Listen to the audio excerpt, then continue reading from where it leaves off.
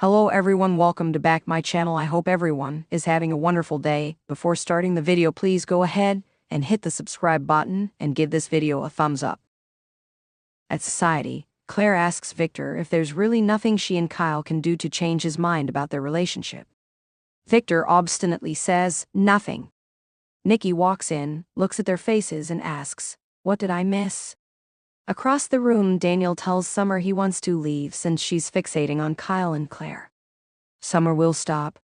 She insists she's not jealous, only concerned. Daniel challenges her to prove it. Let's go. Claire tells her that her grandfather made it clear there is nothing Kyle can say or do to change his opinion of the relationship. Summer agrees to leave and Kyle watches them walk out at Kyle's table. Nikki asks her husband what he was thinking. Victor says Kyle spoke his piece, and nothing he said changed his opinion of his character. Claire says he's being unfair. Kyle came in good faith. Victor won't budge. He knows there will be trouble, and he doesn't want her to have any part of it. Kyle and Nikki want to know what he means by that. Victor says the Abbotts are a disaster waiting to happen. Kyle asks if this is about his parents. Their bond is stronger than ever. How can he be so sure there's going to be trouble, unless you plan on causing it yourself? Victor glares. Michael and Lauren arrive at the Jazz Lounge bar, and she realizes something is going on with him. Let's get it out and then we can go back to having a lovely evening. He tells her Victor has a new plan for war on the Abbotts and he hates it. It's as nasty as ever, and to what end? Why can't the man just let things go? Lauren wishes she knew and rants about what Diane and Jack went through the last time. Michael warns his boss is determined to strip them of every last shred of happiness. Lauren and Michael think Victor needs a new hobby. Lauren reminds Michael that she warned him about these situations arising if he went back to work for the man. Maybe, just maybe, you should have listened to me. Michael is as faithful to Victor as it gets. Lauren knows what Victor means to him. He never left his side even during the shooting. She wants to know what actually happened that night, but Michael says, there's nothing to see here. Lauren complains that he's avoiding her question. She needs to know how much danger he was in. She'll hold his olives hostage until he tells her everything she wants to know. Start talking. Michael will tell her exactly what they told Chance. He had a meeting with Victor and Nick and Adam were there. At some point, Ian showed up wanting vengeance for Jordan's death. He grabbed the security guard's gun and came clean about everything. Then he announced he was going to shoot them all, but Victor saved the day by taking the bullet meant for Nikki. He and Ian struggled over the gun and Ian died. Lauren fumes that Michael had nothing to do with this. Why didn't Victor demand Ian let him leave? Michael says he did, but he stayed. Lauren's unimpressed as Michael explains the underlying respect he gets from Victor. He's family, and he wasn't going anywhere. Lauren exclaims, even if you could have gotten killed? Michael's only regret is that he couldn't prevent Victor from being shot. Lauren knows Michael didn't get the father he deserved. It does her heart good to know he has someone strong like Victor to rely on, but that man ticks her off way too often. He could have died that night. No amount of loyalty would have been able to fill the hole left in her and Fenn's lives if that had happened. Michael's sorry he put what they had at risk, but only Ian died. He and Jordan took Heather's life and nearly destroyed Philly's and Sharon's. He got exactly what he deserved. Lauren wipes away her tears. Now tell me the rest. She knows he crossed the line of the legal truth in bed in their suite. Diane promises Jack he'll be thrilled with the results at the house. He tells her she was right, this little getaway was exactly what he needed. Diane loves being alone. We should do this more often. He likes the way she thinks. Diane decides they need food. She wants to get dressed and go to Society. Daniel and Summer arrive at the GCIC, with Daniel leaving Philly's a voicemail about her radio silence and asking for a call back. Summer wonders if she zipped off to Paris to meet with Billy. Daniel points out they're all supposed to meet up for breakfast tomorrow, and she's the one who planned it.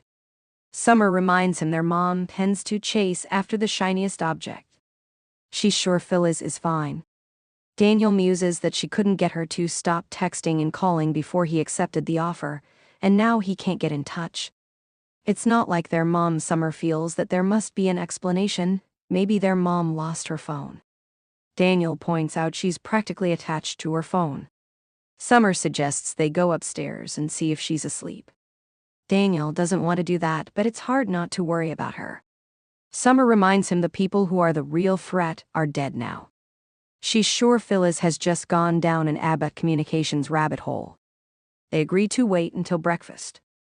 If she doesn't show, then they can worry. Daniel teases Summer about being a Phyllis knockoff. Summer says she's not a knockoff, she's couture.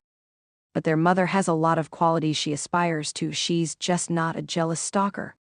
Daniel urges her to make sure she doesn't become one. As the night continues, Daniel jokes that he hopes Kyle and Claire don't show up to ruin Summer's mood. She gets irritated, and he apologizes. Daniel couldn't help but think there's still something there. Summer insists she doesn't care who Kyle's dating. Daniel says, as long as it's not Audra or Claire. Summer yelps, stop. Daniel reminds her she's back on track with Chance and shouldn't be obsessing over Kyle. Summer informs him that he's the only person at the table who is obsessing. Daniel asks what's going on. Is she not back on track with Chance? Summer doesn't know. After the way he treated Daniel, and the way he was with Lucy and their mom during the investigation, she doesn't know what to think. Daniel shrugs that he was just doing his job. He wants his sister to be happy. If that's with Chance, great. He's just concerned that she's so worried about Kyle's love life when she claims to be over him. Summer accuses him of sounding like Mom. Daniel just thought she might need someone to talk to. Summer is fine and doesn't want to argue about this anymore. Can we please just leave it at that? Daniel turns his attention to the menu selection, but Summer's not hungry anymore. She begs off to do work. Daniel apologizes for screwing up their dinner. Summer asks that they declare Kyle a topic that's off the table and walks away at society. Victor tells the table that Diane and Jack will self-destruct, and Kyle and Claire will be caught in the middle of it. Kyle complains that this is based on nothing more than his hatred for his family. Nikki says Jack and Diane have nothing to do with Kyle and Claire's relationship. Kyle tells Victor his argument is about his feelings about his parents.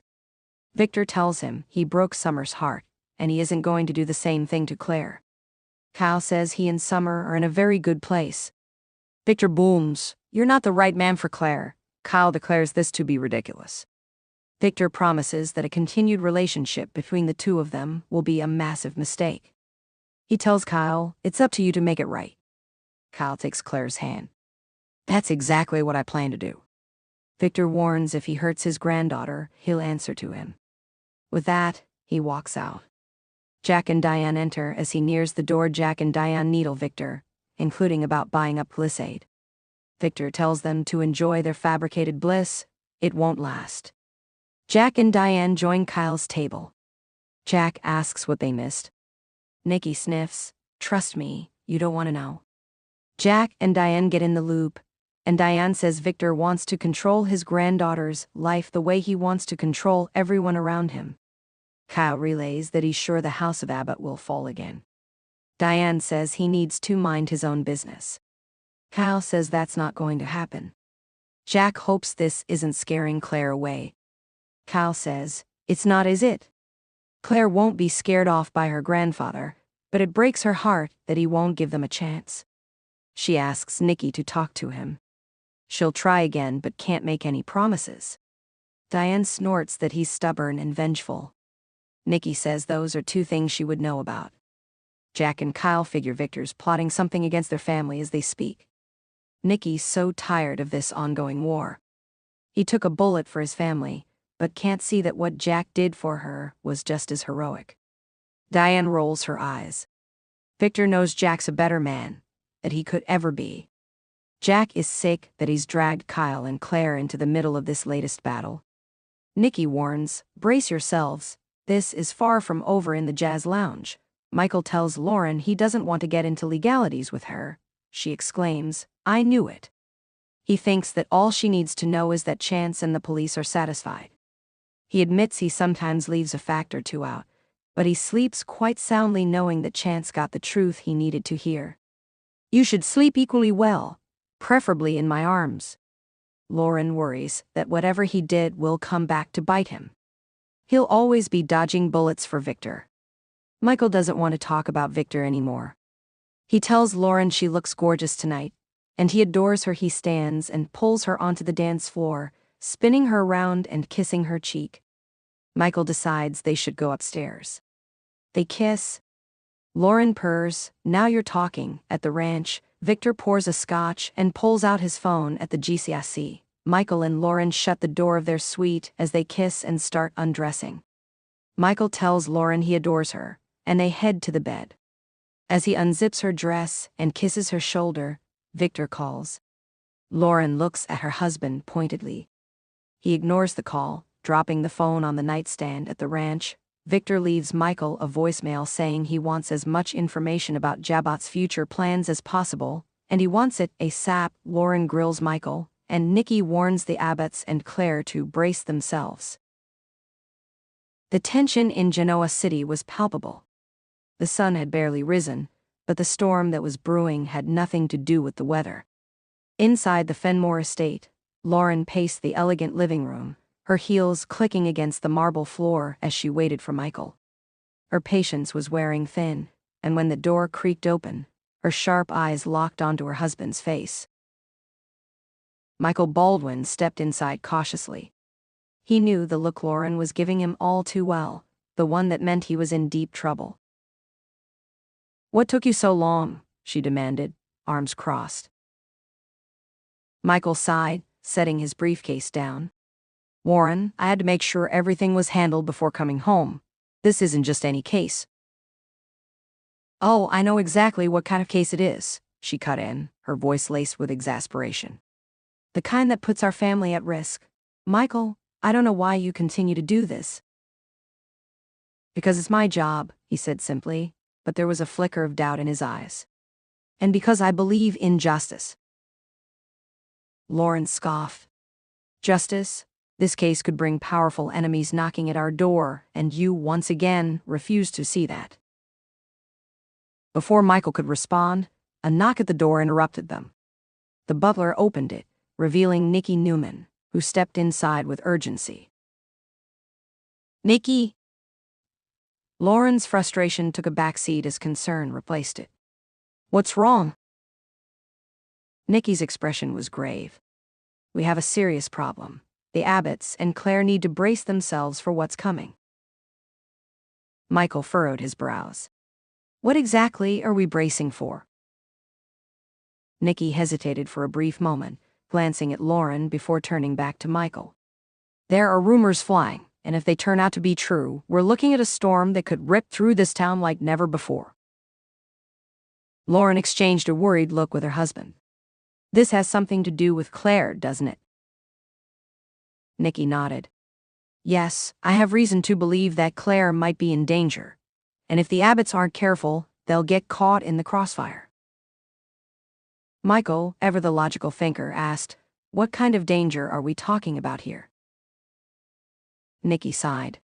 Someone from Claire's past. It's murky, but I have a gut feeling that this is just the beginning, and when it hits, no one will be left unscathed."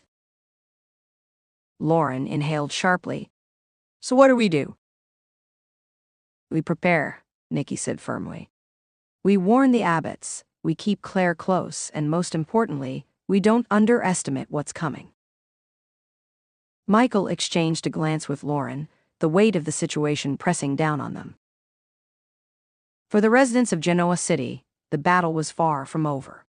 And the worst was yet to come. Thanks for watching this video, and please subscribe our Update World 24 YouTube channel for more update news.